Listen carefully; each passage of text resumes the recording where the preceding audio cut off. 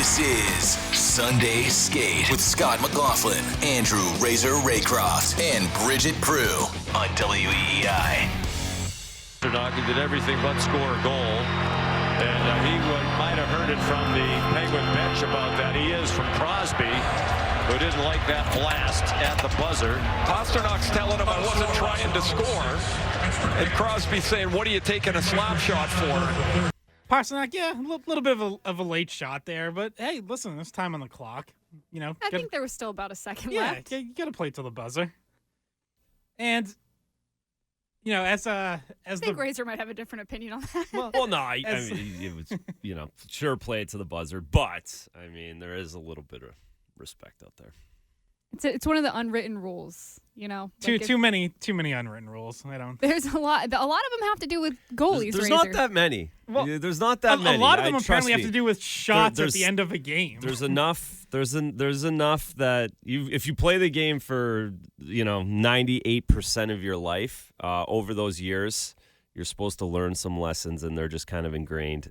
Listen, it wasn't completely egregious, but it was a 6-3 game, and David's one-timer can hurt people. So if you're not quite prepared, yeah, there was no need for it. And on top of it, you're annoyed. It's playoffs. You're like, the emotions get up. Again, Sid probably hasn't thought about it once since it happened, and neither has Pasta. But in the moment, anything's going to set something off at that point, and that would do it. Here's another unwritten rule that I didn't realize that Fourier brought up to you on Friday, which was that he said that lacrosse goals should be illegal. And I was like, first of all, no. But you said that for a long time no one would try it because it was a respect thing. Oh, yeah, absolutely. I mean, if you tried to do that in 2002, I mean, Chris Pronger, Darian Hatcher, these guys would have absolutely taken your head off if you tried to embarrass them by doing that when they were out on the ice. So no, this is... I mean, again, we did the whole, the ESPN, the Michigan. The guy did it in '97, but surprisingly, it didn't happen again until 2012 or 2013. And the reason for that is you knew not to embarrass anybody or try and show anyone up, or you would, and you could do it, go for it, but you're paying the price. There's a lot of stuff nowadays that people do, and they don't have to pay the price. In all of in society outside of the hockey rink, that I'm sure a lot of us would love to go back to dealing with consequences and responsibility. That's a whole nother story and a whole nother issue. But so you never a lot of faced us one. long for it on the ice, for sure. You never faced no, one? Never would have. No one tried it? Never. And I would have chased the guy and slashed his head off. That's how it was. Like, you wouldn't have done it. No one ever tried it. I'm pro showing off, more fun. Yeah, that's right. More fun. Well, when you're as good at it as Svechnikov, like, it's a tool that you have in your skill set. Like, he is so good at it that happens so fast. It was in real time. I didn't even realize that's what he did. It was his best chance of scoring in that situation. It was. Like, a wraparound on the ice wasn't scoring. And he didn't have an open teammate. If you want to let him go behind the net on his own, he's thinking about it, right? Like, if you let him go behind the net unimpeded, which he had just beat the defender at that point in time, so there wasn't much the Bruins could have done, but he's probably thinking about it, trying it. That was the first time I ever seen it in person, successfully done. Seen a few attempts in college that just did not go well, but I look forward to a defenseman going low on him next time and sending him on his head. I saw it a couple times at BU because Wilmer Skoog, who was there fairly recently, had a few of them in his college career, and I think he actually just signed a deal with the Panthers. He had been on an AHL-only deal and just signed an entry-level deal. But, obviously they're getting more common. They sure are. All right. Yeah, because everybody wants to be on SportsCenter, so they just let's do this crazy thing. Swayman was not happy about it. I mean, since we're here, I actually don't think it's just wanting to look good. I actually think it's a legitimate way to try to score. It's... There are times where it is legitimately the right play and your best chance of scoring. Same at times when you see a guy shoot through the legs. Sometimes when you're in front of the net, that through the leg shot is the best option. And it's flashy and you're going to be on SportsCenter top 10 if you score, but you got to find creative ways. The goalies are so good now and there's so little to shoot at that, at times you're going to have to get creative. Let's talk about last night's game. Yeah, we derailed that real quick. Yeah, and that's I all blame right. Fourier We got because he 2 was the hours. one who brought it up that it should be illegal. So What are you talking? Fourier never gets derailed. He stays right on track. yeah, I listened to your show with him on Friday. Oh yeah, we're gonna get into some of that later. Particularly one particularly interesting question that Fourier had. Someone his script writer had for him. I wrote it down. Yeah. You wrote that question down. Yeah. All right, so Bruins 6-4 win in Pittsburgh last night over a Penguins team that was playing for their lives. Because of results earlier in the day, the Penguins had slipped out of a playoff spot by the time the game started. So you knew you were going to get everything from them with, 2 games left in their season. And you did. And I thought the Bruins, and they said this after the game, Montgomery said it, maybe didn't. We got chairs break in. These chairs, armchairs stink. Montgomery said after the game, they maybe didn't match the desperation right out of the gate in the first period. But eventually they did, and they built up a 2-0 lead in the second, 2 goals, 14 seconds apart. Pittsburgh makes their push. You had to expect that. Bad shorthanded goal allowed by the Bruins early in the third, gets it to 4-3. But then they extend the lead, and they close out the game. Morgan Geekie gets a big goal to push it to 5-3. Danton Heinen adds an empty netter, 6-3. Penguins tack one on late to make it a 2-goal game, but all in all, while there were sloppy moments, I think that's a really good win for the Bruins. You are facing it. It's almost an elimination game. Like you're more or less trying to end the Penguins season there, and you go in there and get the win. Yeah, I think that geeky goal felt huge, right? Because it was like you could start to see the momentum really change after that shorthanded goal. It was a bad power play. Penguins took momentum. They were playing for their lives, like you mentioned. And the next goal was going to be really important. And Morgan Geekie came down not very long after and just smashed one in. And then I'm writing my notes, and I'm like, well, they extended the lead. Like, that is what they've been doing over the last month or so that they hadn't been doing earlier in the season. It was a really good game to go in there. You knew even at 4-1 there was going to be a ton of pushback from Pittsburgh. They've come back a bunch of times over the last few weeks against the Tampa Bays and against the Detroit Red. They've done it. 4-1 was far from over. Could have done without the shorthanded goal, especially. Like, that's annoying. Really annoying. Well, and there was punishment that came from it because McAvoy made the turnover, and then Pittsburgh goes down, scores shorthanded, and then you look at the next power play. They sent out Kevin Shattenkirk as the top, as the D on the top unit. Yeah. No, it wasn't good. I'm sure it won't be lasting punishment, but but you could feel like it was pretty obvious. It's annoying. That Monty's annoyed. Yeah, he was trying to make a point. Yeah, he's annoyed. But they did a great job. It's a good win. Listen, they need one more win. They get first place. They win the division. Life's great, and then we move on to the playoffs. So that's why it was a good win. You really don't want to play Toronto. I don't think you want to play Toronto. So you got to get one more win here in the next 2 games, or Florida loses a point or 2 points, and that allows you to let Florida and Toronto beat their brains in. So you'd rather have Tampa? Yeah, 100%. How come? I think Toronto's deep. I think Toronto's winning a bunch of games. They're never out of it. They're down 4-1 last night. They've got a guy who scores 70 goals who's ripping it, and John Tavares is on their third line. They have a bunch of weapons up front. They have one of the best records in the league since March 1st or since February 20th, whatever the number is. I think they're much deeper and much better overall than what Tampa is. Yeah, they actually have a better road record than home record this season, which kind of takes away your home ice advantage, I guess, a little bit if you're, because Boston would be the higher seed in that situation, so Boston would have home ice advantage in that. But, yeah, I think a lot of people in Toronto, though, aren't they a little bit scared of playing Boston in a first-round series? Because they're scared of playing everybody. Okay. It's like they're going to play with Florida. You think the Florida Panthers and Toronto is going to be they are going to destroy each other. It's It's a lot. That's a lot of series and two teams that expect to go. So again, I don't know if I just sidetracked this on you're not picking your opponent. Listen, we'll go through Tampa later this week, or if they play them, when they play them, it looks like, and go through all the reasons why they're very difficult too. Don't get me wrong. I'm not saying it's a cakewalk and they could easily lose in 6 games, but Toronto feels dangerous to me. Yeah. Either way, it would be tough because Tampa also has one of the best records in the league since March 1st. So, the whole division, all 4 of those teams that are going to make it have been playing well. Florida slipped a little late, but they seem to have recovered a little bit. Where you would really want to be is you'd want to be that top seed and get one of those wild card teams, at least on paper, but that looks like it's probably out of reach at this point. The Rangers came back, scored a late goal to tie the Islanders, get to overtime, and then won in a shootout.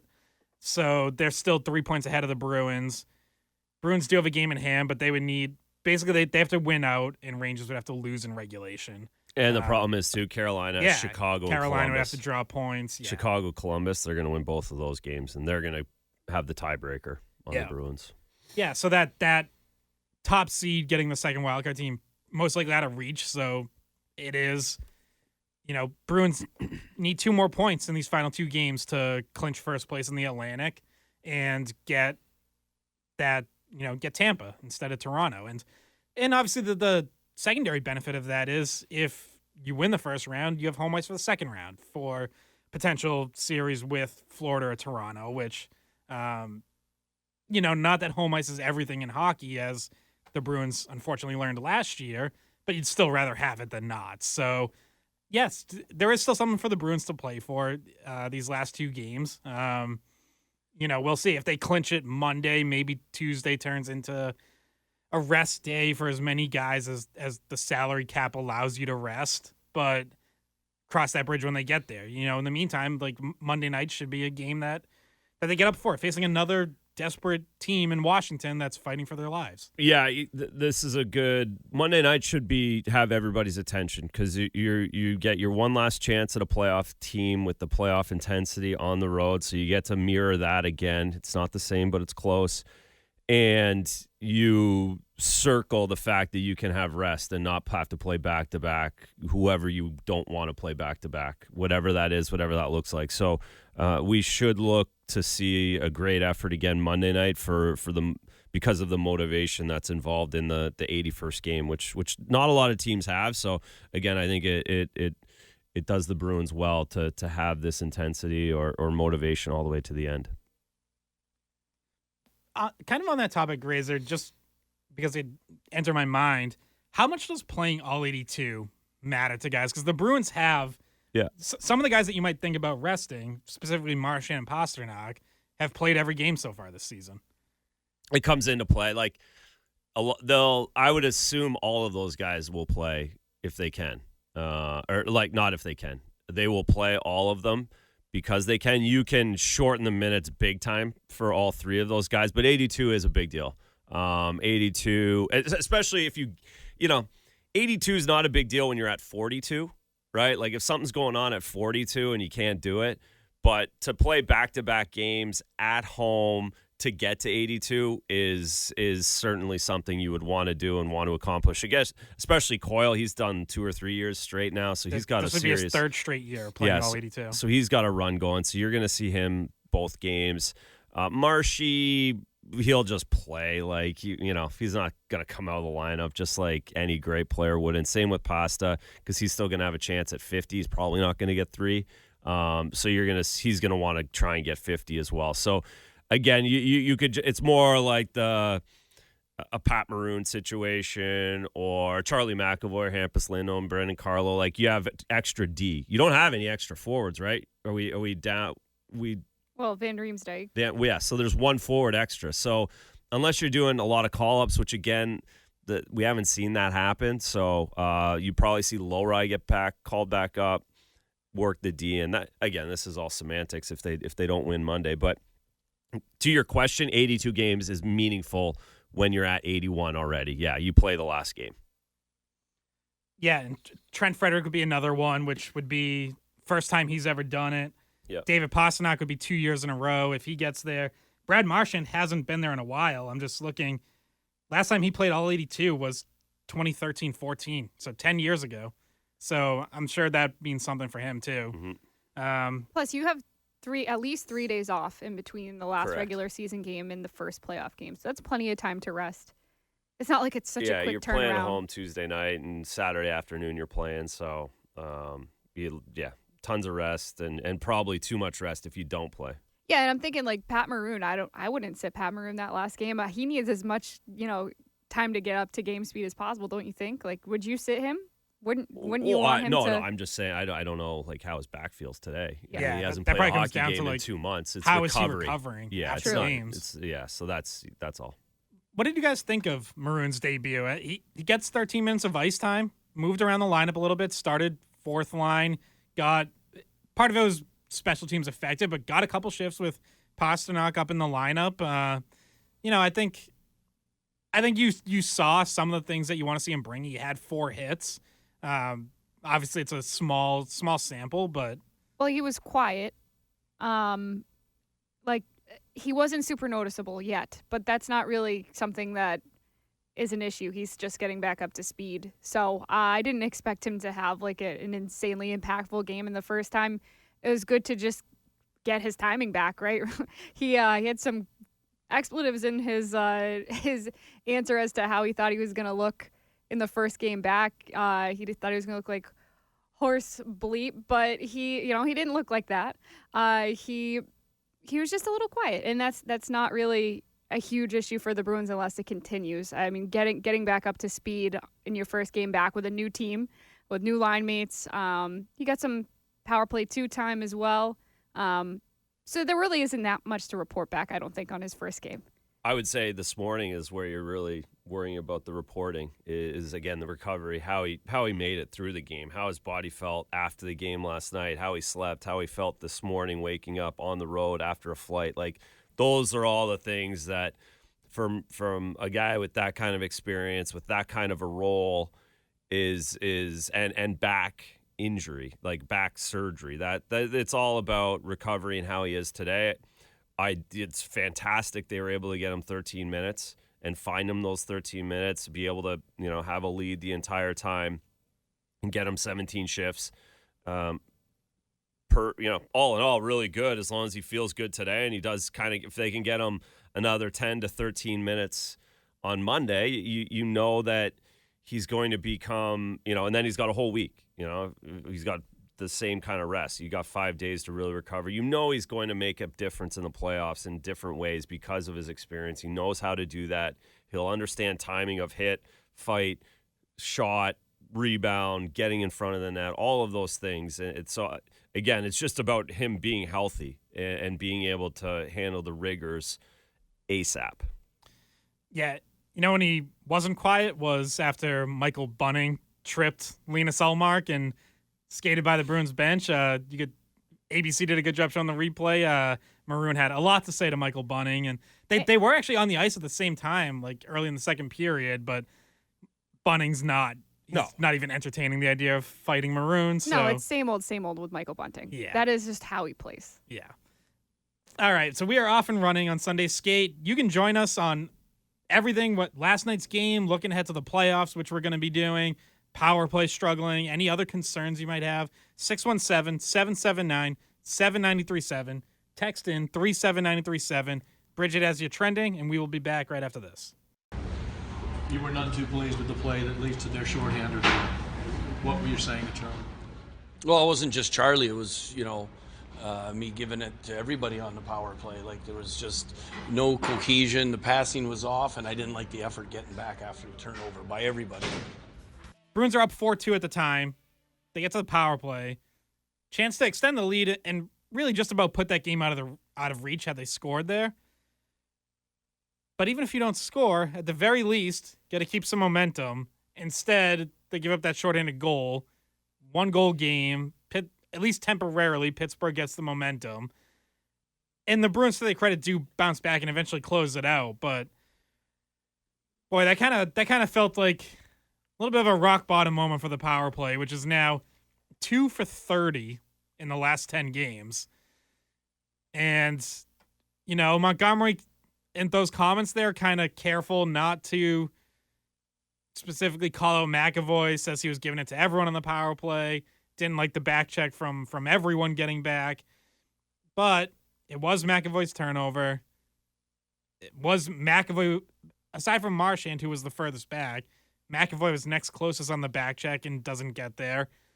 And then it's McAvoy who gets taken off the top unit the next time out on the next power play. So how do the Bruins fix this? Like, just 2 games to go now, maybe 2 practices as well before game 1 of the playoffs. Last year they were able to turn it on at game 1. Last year the power play wasn't very good down the stretch either. It was actually good in that first round against Florida. I mean, can they do that again, or do we have to see something from it before we get to game 1? I don't think anything they do here in the next 2 games is going to really change the perception of it. I think it's all about the reset. It's going to be like last year. It's if they score 1 in Washington and 2 against Ottawa, I don't think we're going to say, oh, it's completely turned. Like, it's going to be circled. It's going to be focused on right out of the gates come playoff time. You hope the matchup helps. You hope that the timing works, and you hope a little bit of practice time will work over this week. But I just think that this is going to be something, when we're doing playoff previews and we're talking about we're talking about everything. Can the Bruins power play turn it around? That's what the message or the talk's going to be either way at this point. And I guess the good news is they had 7 power play shots last night, on 3 chances. So that's a positive. You hope that them screwing up so badly helps too. That's never the worst thing when you continually get worse at something. These guys are highly motivated with pride. So you're thinking it's like hit rock bottom and then bounce back up. Yeah. Rock bottom, whatever that is. Just being embarrassed, and usually works for these guys. Yeah. Do you think this is the biggest concern the Bruins have in the No. playoffs? Then what is your biggest concern then? My biggest concern is going to be how they defend and how they simplify and how they get beat forechecks. Power plays come and go. They really do. They could score 2 in game 1. They could score none in the first 6 games and then score 3 in game 7 and have power play be the hero. It's just power play is much streakier. There's not going to be quite the emphasis on it in the playoffs. You assume the rest put the whistle away a little bit. So no, it's not like the biggest emphasis. It's going to be important. Don't get me wrong, but it's not.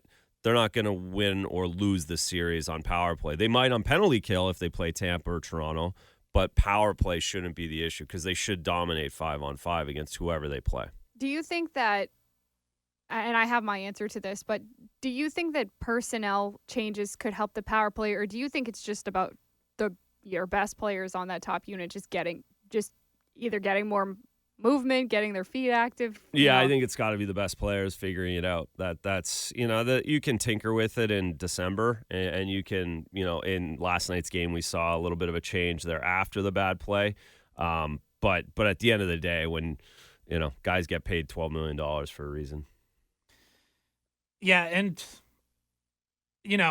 I'm with you. Like, I don't think they're gonna start the next game with Shattenkirk on PP1. I think you go back to McAvoy, and I'm not even saying I think that's the right thing to do. I just think that is what you do. Like, McAvoy's making $9 million. That's his spot. You need him to be the guy there. So yeah.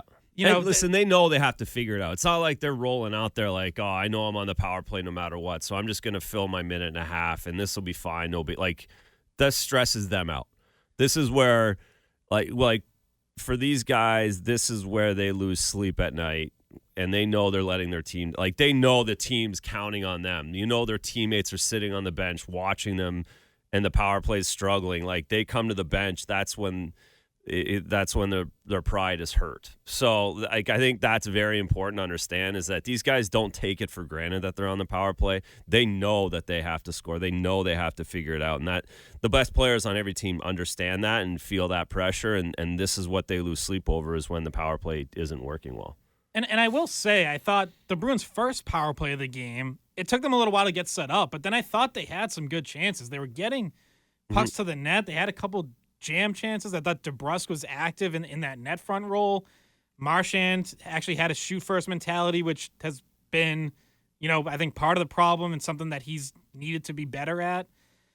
And then as the game goes on, the one that gave up the shorthanded goal, and that was their second power play of the game. So, listen, like, obviously that's the one that stands out because you get scored against, and rightfully so. But there was actually some progress before that. It's just when you take that step back in the second one, that kind of all goes out the window. Yeah. So I'm sure, but that's the kind of thing you can look at on video, and they can be like, look, here is where you were actually doing the right thing. Like, at least there's an example of it to show the guys, because it was there. And then for whatever reason, that second one was just way, way too sloppy. Even before the turnover, way too sloppy. Yeah. I thought DeBrusk worked on the top unit. Like you said, he did a decent job net front. It's so inconsistent that in that very first power play, Pasta was all over the zone. Like he was moving around. There was good movement, but then they get away from it after losing the confidence, I guess. Yeah. And Pasternak hits the post on a rebound chance too. Pasta did everything but score yesterday. Yes. Hit the post twice. Had another slap, kind of an old school over the line slap shot that hits the post too. And then he tried again at the end of the game. Well, yeah, he was firing away. He wanted that goal yesterday. He assisted on the Heinen empty netter. Helped make that steal and set up Shattenkirk's goal too. That was a great pass, holding behind the net and then going low to high to Shattenkirk, and obviously great shot by Shattenkirk. What'd you think of him coming back into the lineup, Shattenkirk, how he looked? Because he had that nice goal, and he did what he needed to do. He wasn't the issue on the power play. He seemed to be playing pretty confidently.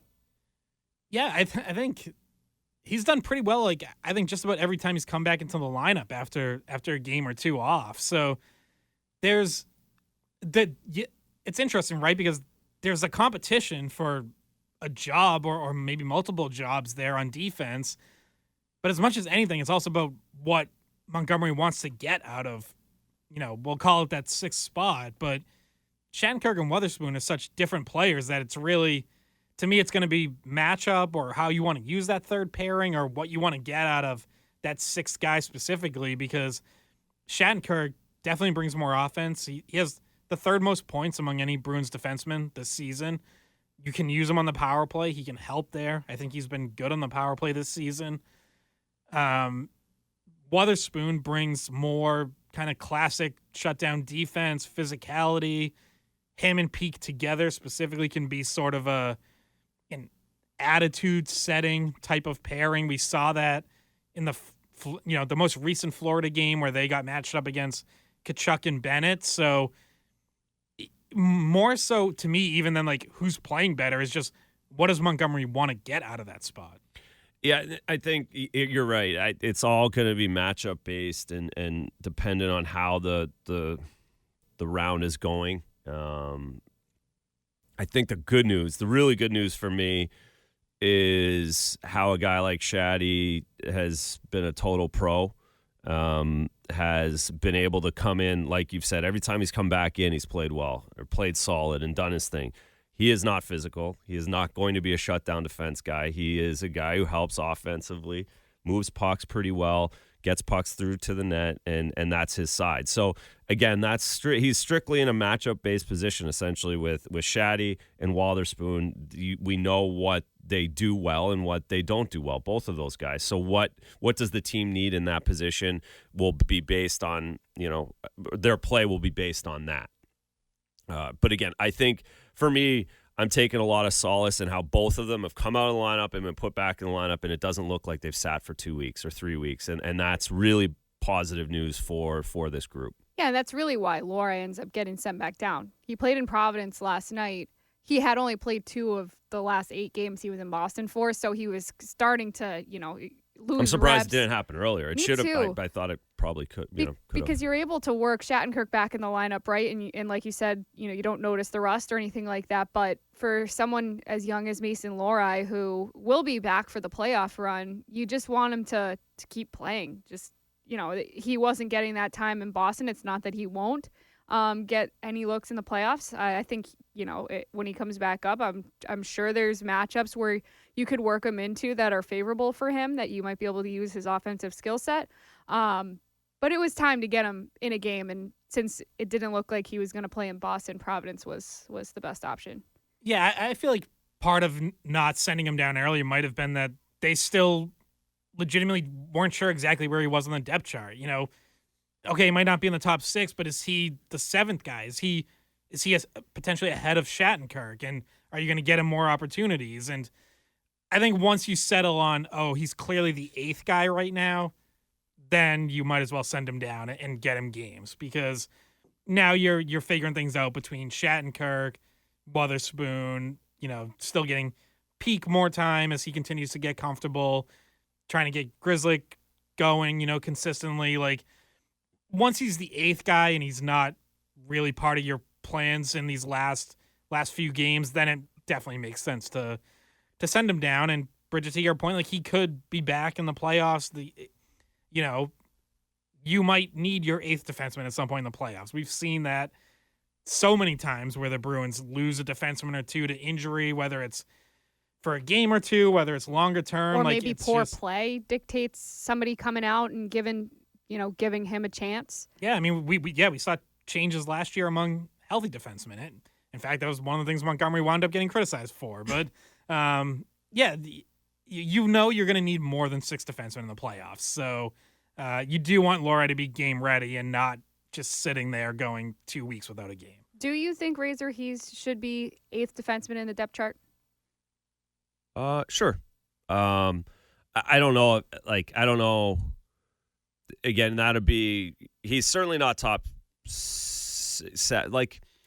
I don't think he's top 7 because of the way Wotherspoon can come in and out. I think he's solidified that role depending on matchup. So you're looking at needing, if someone went down with injury, then Lohrei might check in a little bit differently. And again, that could all change. He could become the 6th defenseman very, very quickly, but it's easy to make him that from Providence. You can do it just as easily from Providence as it is being him practicing here. I think he needs to be in games. I think if he could get 2 or 3 AHL playoff games, that would be fantastic for him, because the intensity in those games down there is very similar to what it is in the NHL, and it's a different level than what any regular season game is.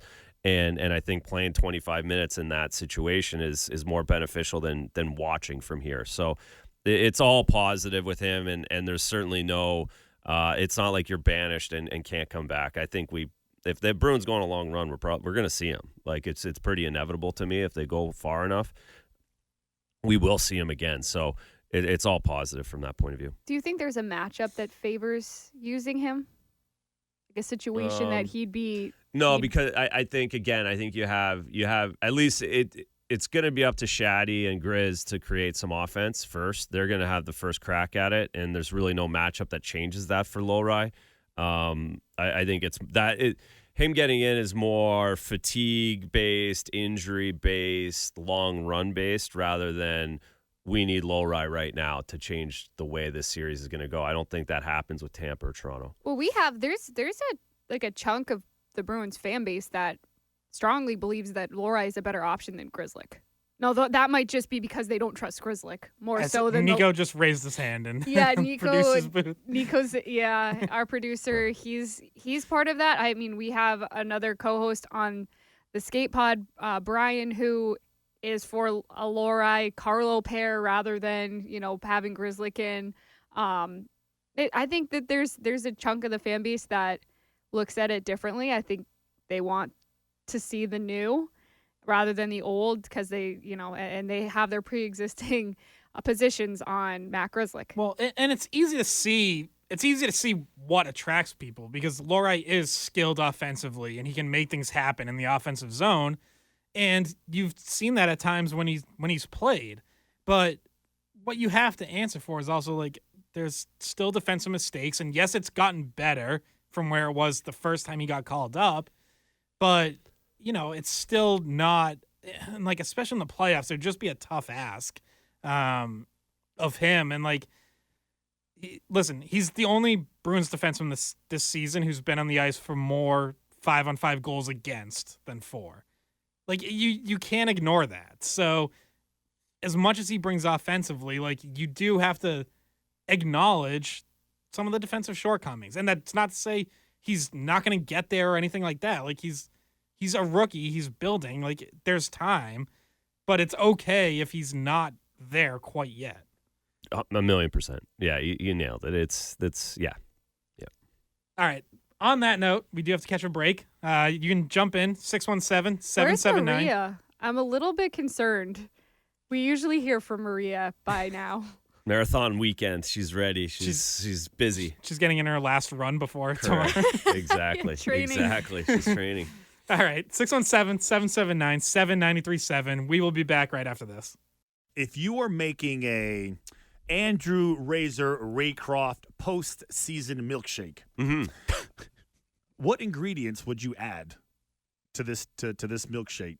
Like, what would you add? Would you add like bananas or? No, I don't get the question either, I know. so don't feel bad. When I wrote it this morning, it sounded wrote really that good. down? No way, Yeah, you did. I wanted to say, no right, way. look, Here it is. You wrote that question down, and it's that bad? Here it is. I'll read it to you exactly.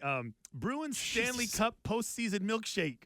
What ingredients are you adding? The hell does that mean? You're just a protein shake. Straight protein. Creatine. Yeah, Put your creatine in effect. there. Protein. Yeah. Basically, what's lacking? Oh boy, yeah. Off the rails we go with him. Off the rails we go. Well, give us your actual answer once he rephrased the question. Like, what are they missing? Was how he ended it. Yeah, no, I think for me, I brought it up earlier just about what's important for this team is just the execution of handling forecheck, handling pressure defensively, living to fight another day. That the shift in the second period last night where they took the penalty, where they don't ice it, they don't get it out. Frederick doesn't get it out. Those are the ones that for some reason this team gets smoked by those shifts more than most. Like some reason, something's happening on that shift. Penalty, goal, whatever it is, and those are the shifts that got them last season. Again, we've talked about the Hathaway goal in Game 7. We talk about 6-on-5 all the time, not getting pucks out, not making those clear plays. So for me, that's the secret sauce in the first round is just be very patient in your own zone, chip pucks out, get pucks out, break pressure, especially on the road, and just live to punch another day. That's my real main focus. I've been encouraged in that category, though. Oh, yeah. 1,000,000%. There's a lot of reason to be optimistic that you can continue to do that in the playoffs. 100%. I'm very bullish on what I've seen, and we talked about it last week, and it continued. I thought the Carolina game was a good example of it again. Both teams stunk. Both teams were not excited to play. They couldn't get their energy levels up, but the Bruins didn't force anything in those situations. Like, they didn't force it. They didn't try and go up the middle against Carolina. I thought they kept Carolina. There's a bunch of weird goals in that game. Didn't really go their way, but I didn't think they just gave it to Carolina. They got beat by bad goals. And again, other than the shorthanded one, which sucked at the end. Yeah, and this ties into a text we got from 774. Is the Bruins defense Stanley Cup ready? And I think you've seen more than signs. I think you've actually seen them do it recently during, especially that stretch of games post Montgomery call out in practice, which was March 25th. So that wasn't that recent. That's 3 weeks ago at this point. Until that Carolina game on Tuesday, but that was the first loss. That was the first kind of off night that they had in a while. And then if you look at the Pittsburgh game, they give up 4 goals, but at least 5-on-5. I didn't really think they were giving up a ton of great chances. Even even the first period when the Penguins were out shooting them, it was a lot of stuff from the outside. The Bruins still had the better chances that period. Shorthanded goal that's its own problem with the power play. Pittsburgh scores a power play goal.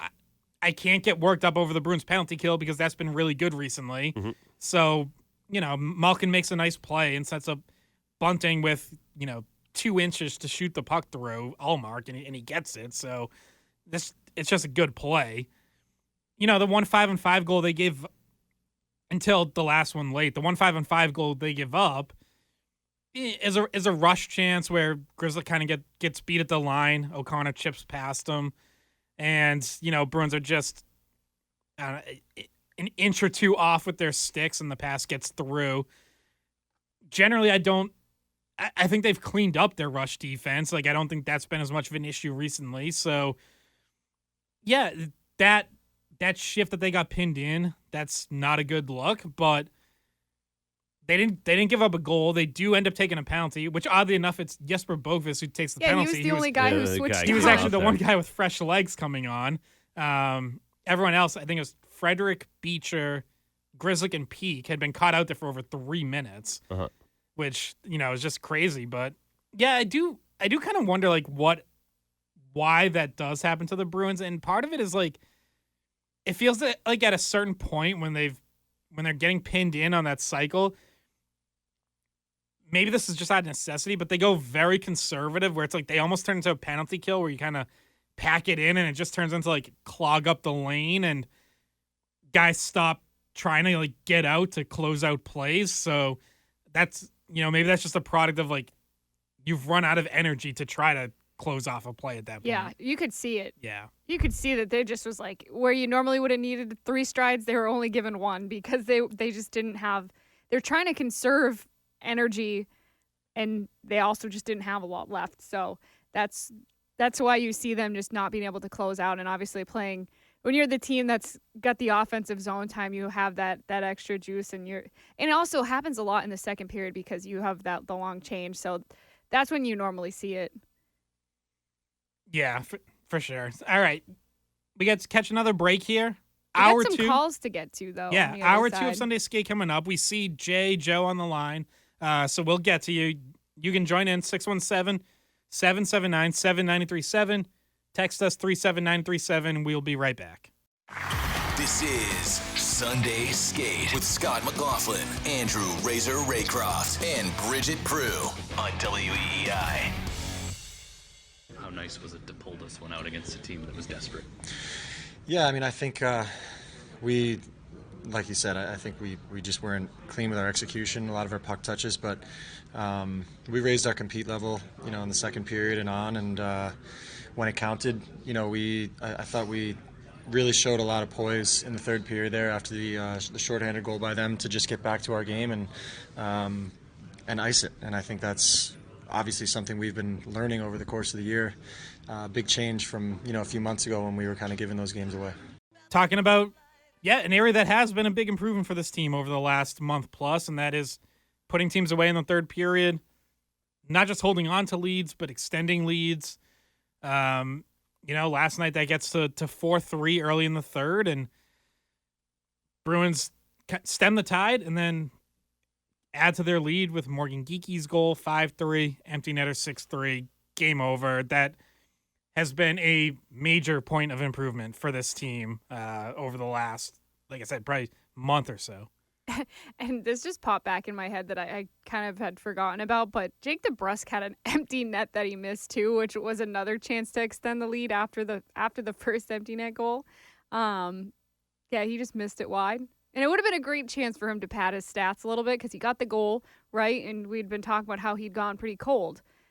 And I know it would be an empty net goal, but when people are just, rattling off his stats, this many goals in this many games, it would have been a nice little pad, stat pad. Yeah, it's a freebie. Just a nice freebie to put up there. He was so mad on the bench. So annoyed. Lauko was consoling him.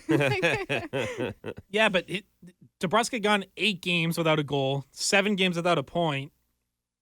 So getting that goal in the second period to open the scoring was huge for him. And it sounds so simple, but it feels like every time DeBrusk gets into one of these slumps, the key for him is go to the net. Where does he score from? 2 inches above the crease. He tips Andrew Peek's shot. Nice pass. That was a pass by Peek, right? Yeah, to it his was stick. a pass. So good play by Peek, and DeBrusk gets the tip. I don't know if he got it on the second poke as well. He kept jamming, but regardless, it gets through. It was Nedeljkovic in net at that point. He later got pulled for Tristan Jarry. I thought DeBrusk played well even outside of that. He was active. He was involved, especially through the first half of that game, I would say. Had some good chances. He had a great back check, stealing the puck from Erik Karlsson in the neutral zone at one point. So, yeah, you need that. He got moved back up to the second line with Marchand and Coyle and seems to have had some jump. Let's go to the phones here, and we'll start with Jay in North Carolina to kick us off on hour 2 of Sunday Skate. Good morning, Jay. Good morning, folks. I sound like a broken record. I enjoy listening to your program because you're always on point and you run a tight ship. I like that. Anyway, I had a couple of points to make, especially about your milkshake question about execution. I'm really not happy with the Bruins passing. I mean, it ain't preseason. It's coming into the Stanley Cup, and it's not as crisp as the Hurricanes or the Rangers. It could be tightened up greatly. That's their secret to getting out of the defensive zone. That's point one. And point two, there's no guarantee that the Bruins are going to face the Panthers because the Panthers, if the standings stay as they are, the Panthers will face the Toronto Maple Leafs, who have their own version of Reinhart and Austin Matthews. But the thing is, with the hockey players in the National Hockey League, they ain't no wilting violets. So I will leave you with this, that with the Florida Panthers, Dirty may win games to begin, but it won't win games to end. You can just ask the Vegas Knights about that. Thanks, folks. All right, thanks, Jay.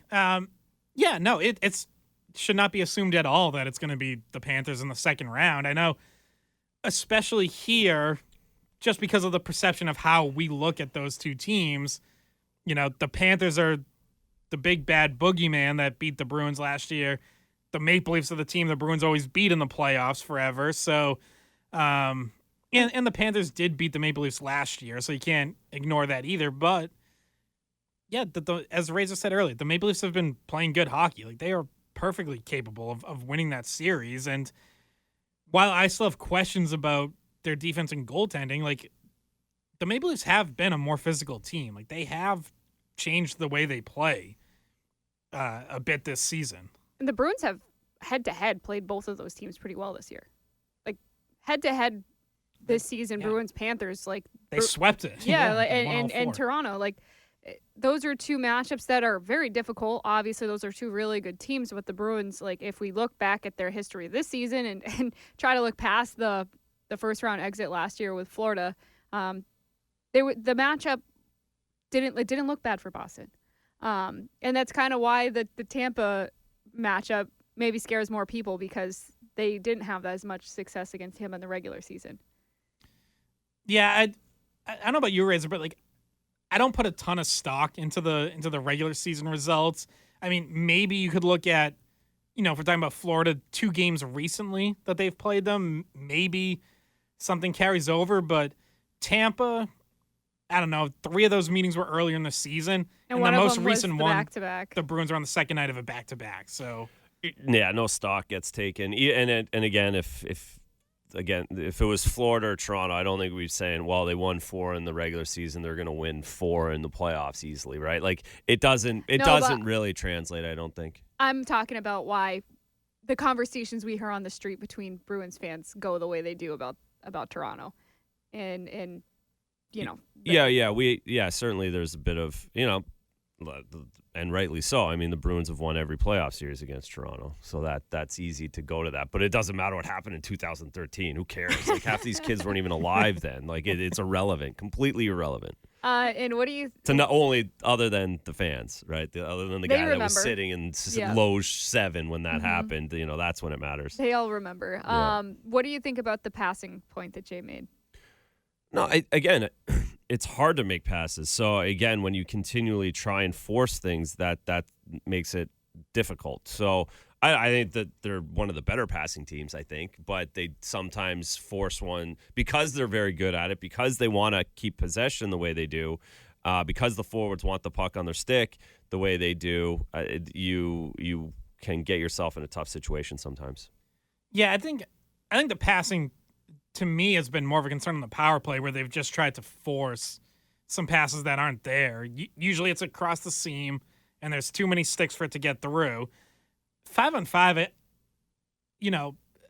through the neutral zone into the offensive zone, I think the Bruins are generally pretty good. The point about the breakouts is fair, and that comes back to what we were talking about earlier, which is you just got to be more willing to flip it out and go fight. Like, don't, if a clean breakout pass is there, obviously take it. Mm-hmm. But don't try to force it. Don't throw it up to your left wing when there's a defenseman right on his back and, think that that's going to be a good result. Like, that's going to be a tough play to win possession and to keep that puck moving. So, you want to take those passes if they're there, but I think that comes back to, like, also being willing to simplify and being in a spot where you don't have to make a perfect pass. No, exactly. That's it. It's just it's not the actual physical pass. It's the mentality. It's the hockey sense. It's the read that you get.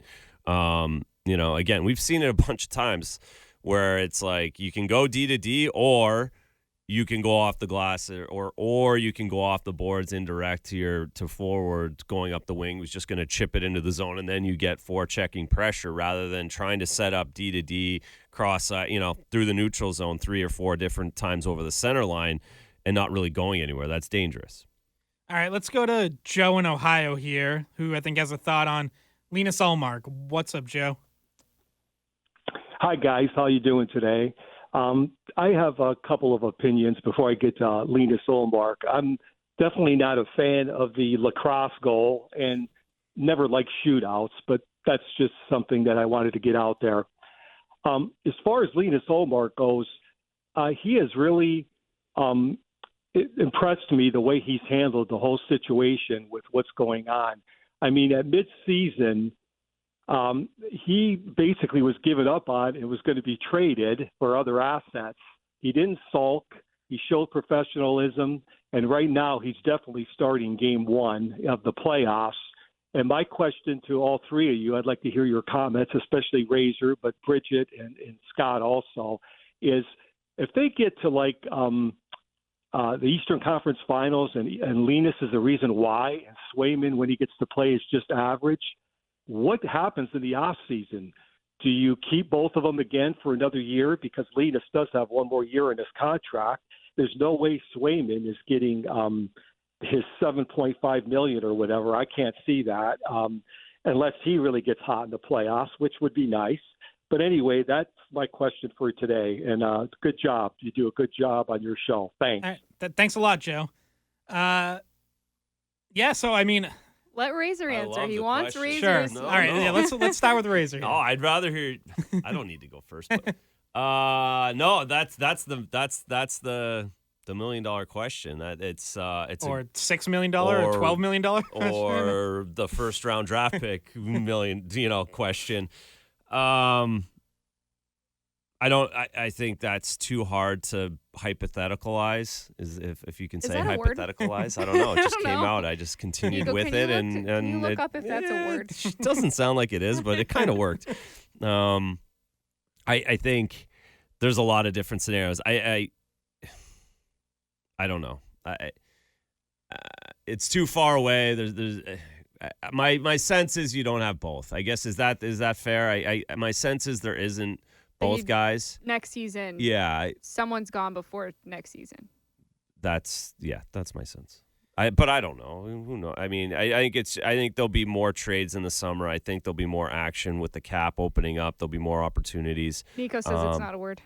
Okay. He confirmed. Good. Thank you. I got that sense. Thanks for confirming. It's listen, language is always changing, okay? Correct. It will be next year. Merriam-Webster adds words to the dictionary. It will be next year now. Do we have to apply to get that in there? Yeah. So what else was he asking? No, I don't know. It's gonna be difficult to have both. I think just the way both of their careers are going and how they want to play.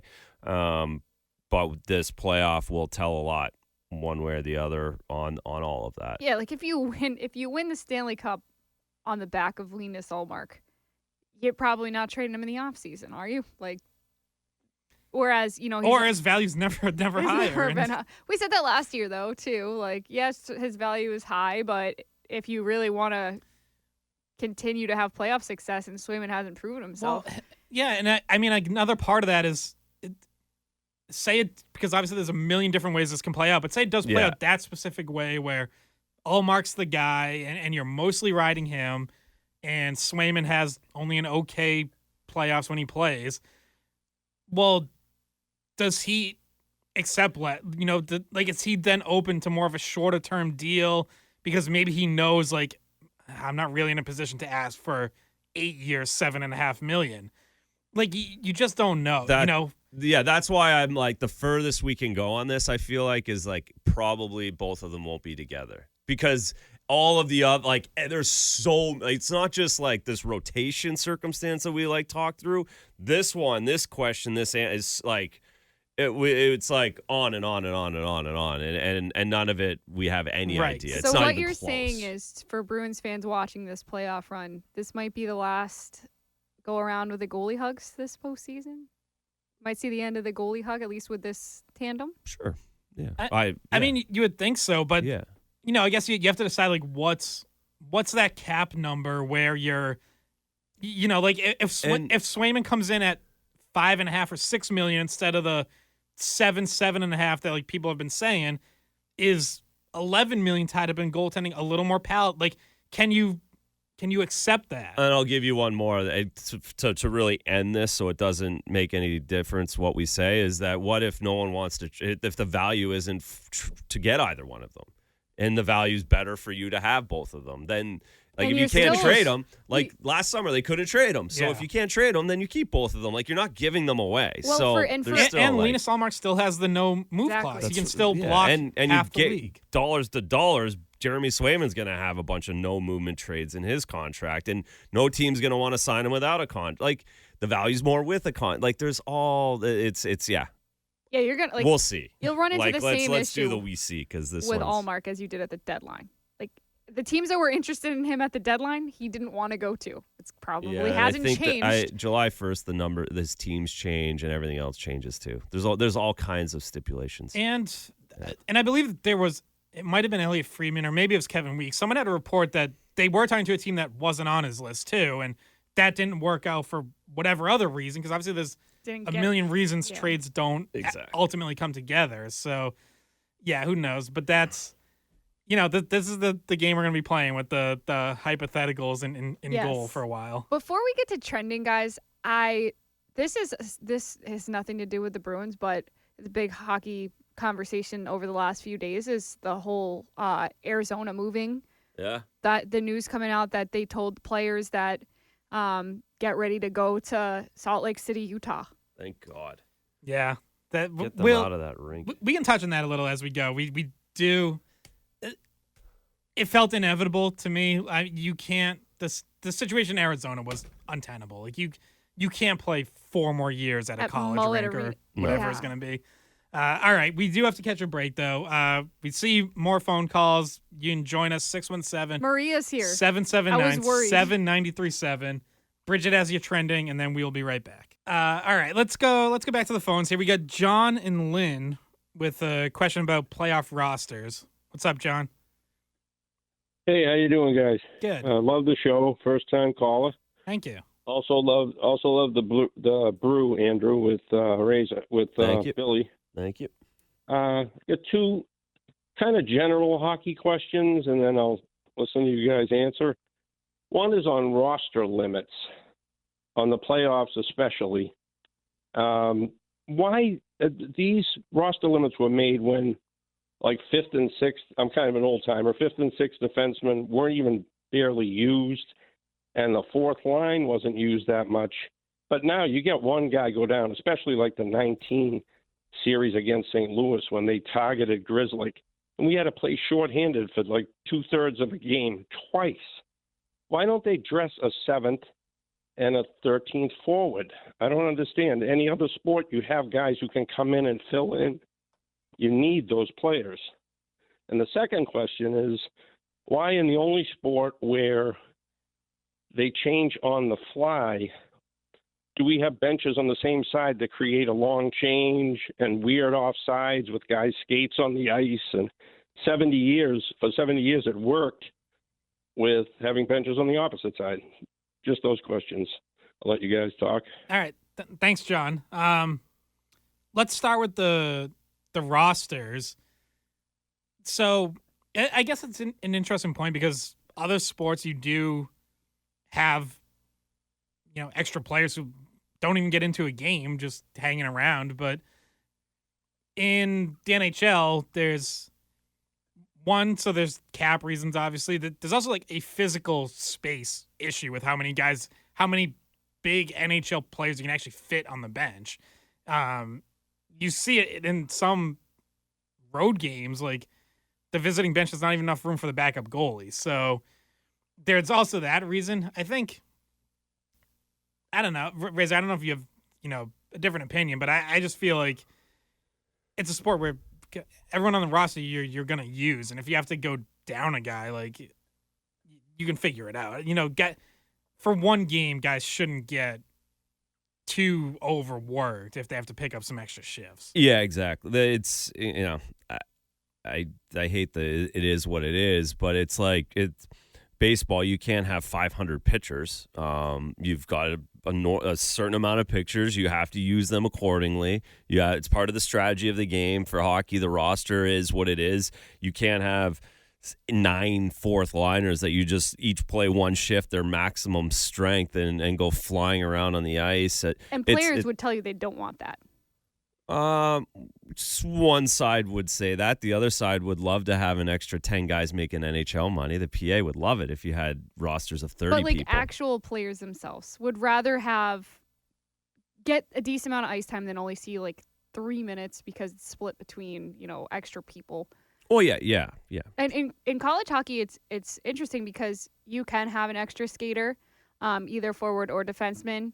So you do have that extra body there. But a lot of college hockey teams opt to go with fewer players in their lineup. Like I had broadcast for several teams this year who only were dressing 3 lines, because they felt it was a disservice to, put other players in the game, not give those players a lot of playing time, dress 2 or 3 players that they really weren't even intending on putting in.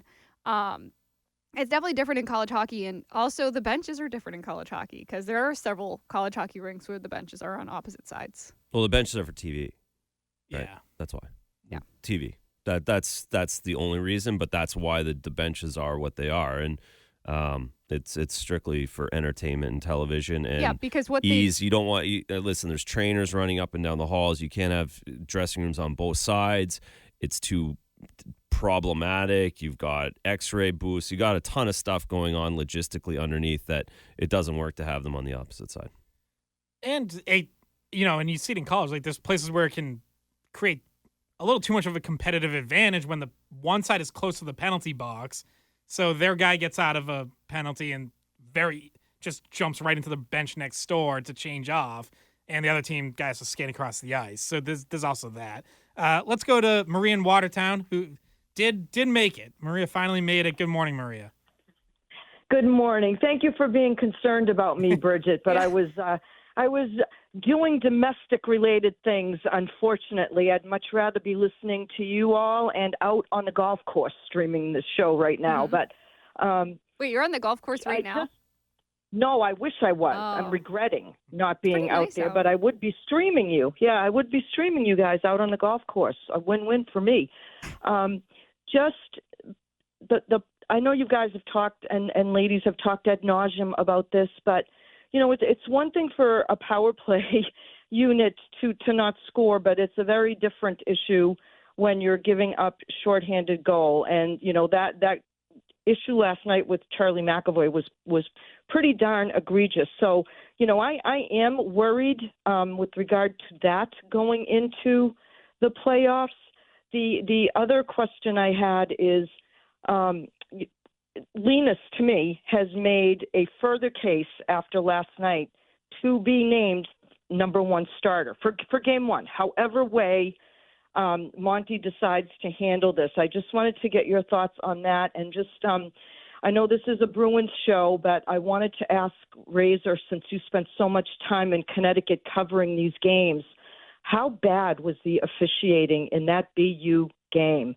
Because Speaking my language, Maria. Scott has an opinion. Oh on my this. God! What a freaking embarrassment! Like, if that's the best that the NCAA had to put out in a game like that, then they've got bigger issues than any of us anticipated or suspected. It wasn't why BU lost, but it was just so mockingly and embarrassingly atrocious. And honestly, I think it did service, particularly to the BU players who worked so hard to get to that point. And again, not the reason why they lost, but to have that in a game of that significance, that's pretty egregious in my part. So thanks all for the time, and I hope you all get a chance to get outside and enjoy this beautiful weather.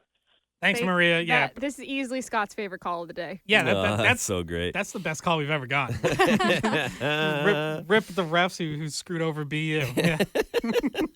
There was a lot of great hockey this weekend, and unfortunately for Scott, his BU Terriers were knocked out by Denver, but they got everyone. A little bit. They got UMass, they got BU, and then they got BC. I was going to say, Denver single-handedly ruined like all of Massachusetts college hockey, just made it a nightmare for everyone. They knocked out 3 out of the 4 Hockey East teams.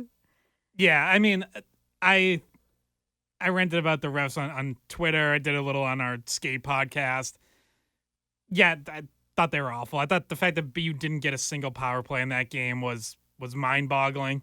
Lane Hudson especially he's about to create a 3-on-2 scoring chance, spinning off a defender, and he gets tripped, and there's no call. And Razor, what were your thoughts on it? They got in over their heads. The refs did. They got to the point where they hadn't evened it up properly, but they couldn't call any more penalties on anyone because it was a tie game. It was just a calamity, and you could see that they were struggling with every single play on whether to put their hand up or not. It was it was too bad. It was just unfortunately for those guys, it was just kind of too big of a moment, and they couldn't they just got paralyzed from making decisions. What do you think of the championship game? How that was Denver played a masterclass all tournament. To come in and be the highest scoring team and then win 2-1, 2-1, 2-1, 2-0. Crazy. Didn't see it coming. David Carl did an unbelievable job getting his guys, and they played so connected, and their goaltender was lights out on top of all that. So that one save I he think, made. and honestly, I'm not kidding. Like Cutter Gauthier talking the way he did before the game just gave that team such bad karma and bad juice. So any parents listening out there, tell your kids not to talk like that. Yeah, for anyone who missed it, Cutter Gauthier, BC star, country's leading goal scorer. Already had been a controversial figure after the Philly stuff. Yeah, so he'd been drafted by Philly. Things had fallen apart in that relationship. He ends up basically forcing a trade to Anaheim, which is where he's presumably going to sign very soon now. But before the game, he gave an interview with the ESPN crew and made a comment that he was asked about facing Denver and said it's going to be an emotional game and said there's going to be a lot of tears from that team. And he's going to score goals. And it was, look it up and you'll realize that it shouldn't happen in a team sport. It doesn't sound like any hockey player I've heard speak before a game. No, never. Most people have the common sense to just say, have respect for your opponent rather than give them anything to use as motivation. Right, like that easily gets over to Denver before the game. Like someone, even if no one's like the coach isn't bringing it into them, someone sees it on their phone or something. Like it gets over there. And he said it with such a straight face too that it was like smug. I don't know. It definitely. And it's college hockey. It's college hockey. You're representing. Again, I'm kind of old school on this, but if I'm a coach and in college, that's a problem for me. This kid's representing the school, the program, people that I want to join this team and be a part of this. And they talk about culture and growing, and then college kid says it. It's tough. It was just an absolute masterclass from Denver, though. Yeah, it was. BC ends up throwing 23 shots in net in the third period out of desperation, obviously down 2-0. Denver held them to 12 shots on goal through the first two periods. Like, it was impressive. You just didn't see anyone do that to BC this year. And David Carl is 34 years old and now has 2 national titles and a World Junior Gold under his that's belt. how I feel like that helped his game plan. He knew like a lot of those BC kids because he coached them for Team USA. True. So he kind of had this background info of a game plan to beat those guys because he knew them. Sure. Jim Montgomery was happy. He's one of the few people around here who would be. Danton Heinen, another Denver alum. Well, and if not for him leaving, David Carl isn't there. True. Under Jim Montgomery's recommendation.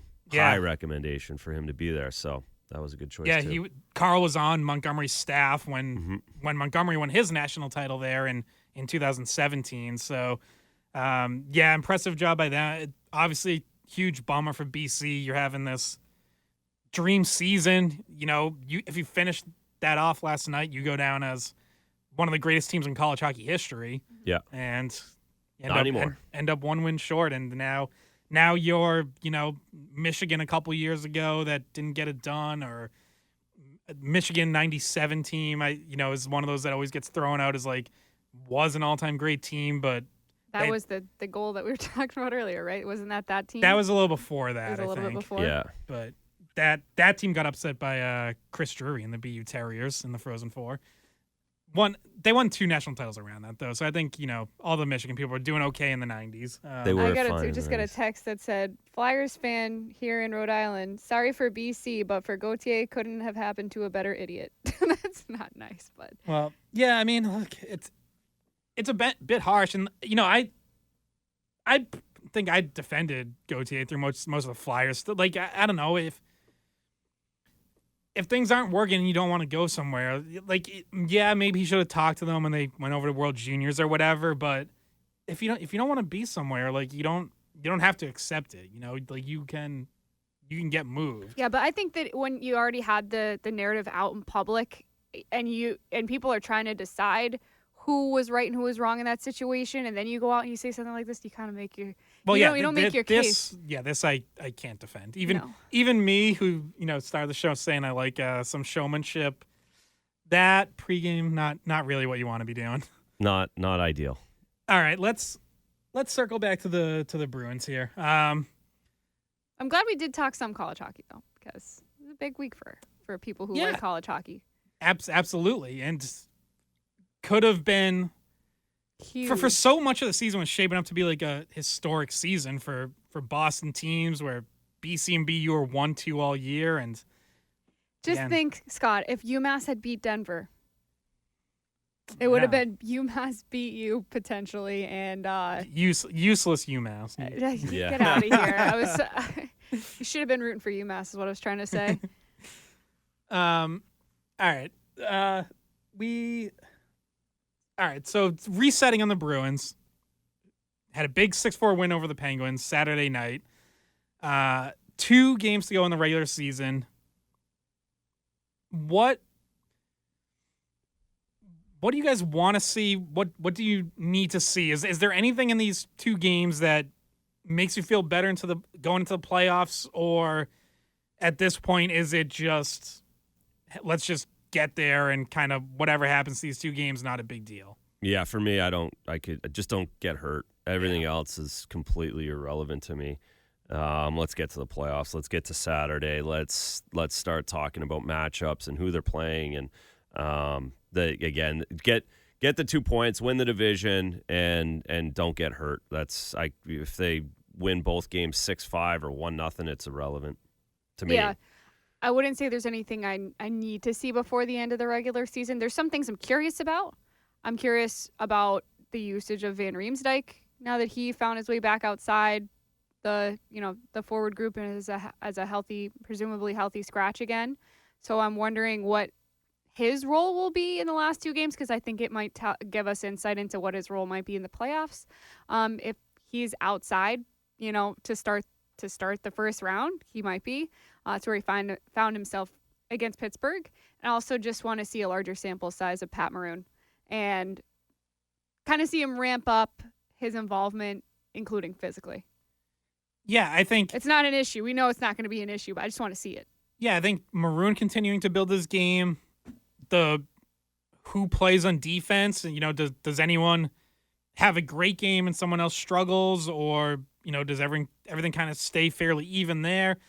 I do think you have to figure out who rounds out your third line, because there's still a lot of moving guys in and out there. Last night they start the game with Johnny Beecher next to Geekie and Frederick, and then they change to Jacob Lauko as the game goes on, and Lauko ends up helping to set up that goal for Geekie that puts them up 5-3 on a good place. Like, that's an area. And then obviously, as we've touched on, the power play. Like, yes, it's possible they do what they did last year and struggle till the end and then turn it on game 1.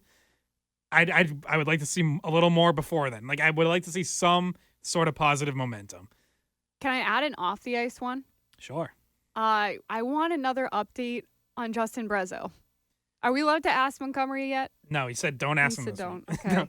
and obviously we obey everything Jim Montgomery I think tells that's us. that's not how journalism works in my recollection of it. But I think it's worth asking him again, because we're almost at the playoffs. What about a Derek Forbort update? Yeah, we haven't mentioned that yet. But yeah, Derek Forbort did practice this week in a red no contact jersey, but nonetheless he was out there for a full team practice, and unexpectedly. Montgomery says he's still a ways away, and I don't have any reason to doubt that. But listen, if you're out there practicing, you're building towards something. Like, you're not accepting that your season's over. So we'll see. We'll see what happens there. All right, we got to catch our last commercial break here. I do want to touch on potential matchup, because we might not get a chance to do a preview show. That we might already be through game 1 when we log on next week. So, yeah. I do want to touch on that. We'll be right back after this. Nothing locked in. Could still end up being Toronto. In theory, they could even still get to the 1 seed. Could be that seems very Washington, unlikely, Pittsburgh, Detroit, right? Right. So in 5 minutes, we're going to preview all of them. No. Yeah.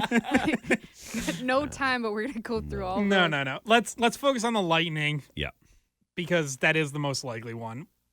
Just what would you guys' early thoughts be on that series, Bruins' chances, what you'd be looking for? I would be. I'll give the Tampa Bay concerns first line, of course. Top point scorer in the world, Kucherov, Braden Point, Anthony Duclair has come over and played really well, filled in that line really good. And Andrei Vasilevsky did not have his best season, had back surgery at the start of the year, worked into it, but he could go 0 for, he could pitch 4 donuts here at the start of the series just because he's one of the best. And then the power play. So it's deadly, and as good as your PK's been, it could change games. So those are the concerns. The positives are they're not as deep as they have been in years past when they've won. Their defense, they've spread out between Hedman, Dumba, and Chernik are all on separate lines, so they have 3 young guys with them, which is beneficial, I think, for the Bruins. So either way, any way you slice it, it's going to be a tough first round. But Tampa Bay is kind of at their worst they've been in the last 7 years, I guess. Yeah, you pretty much touched on everything with the amount of time that we have. That was a good summary. It was a quick synopsis. It was good. As quick as I could do you guys get the sense again that if the Bruins make it out of the first round, like, it's a much easier path for them? Because for some reason I keep getting stuck up on, like, I just don't know if they beat this Tampa team in the first round. But then once they get through it and say they play Toronto, and they're kind of rolling and they kind of find their footing, then I like their chances a lot better. But for some reason, I'm hung up on this matchup with Tampa Bay. Yeah, it's a tough matchup because the Lightning have been hot, and they do have the number 1 power play in the NHL. So to me, that's the key. Keep the series 5-on-5 as much as possible, because the Lightning's power play is just lethal. And yes, the Bruins have a really good penalty kill. It's gotten back on track over the last month, but you don't want to test it too much. The Bruins have taken a lot of penalties this year, 4th most minors in the NHL. You have to be disciplined. You cannot give the Lightning 4 power plays a game. Like you're just going to be asking for it. And even if you're not allowing goals on those are momentum killers. Like the way that they run their power play just wears you down, and they take a lot of the momentum from those, even if they don't score. And 5-on-5, I'm going to just give you guys a number. The Bruins rank 3rd in the NHL in 5-on-5 goal differential, plus 40. Want to guess where the Lightning rank? I know. Go ahead. 25th. Oh, wow. They are a minus 20 at 5-on-5 this season. Of any of the teams playing in the playoffs, they're by far the worst. Yep. Not even close. Hey guys, thanks for watching the Skate Podcast. If you want to see more of our videos, visit our playlist. Not in front of a screen? You can listen to us on Spotify, Apple Podcasts, or wherever you get your podcasts. Don't forget to follow us on social media. And if you enjoyed this video, please don't forget to give us a thumbs up, subscribe to our channel, and leave a comment.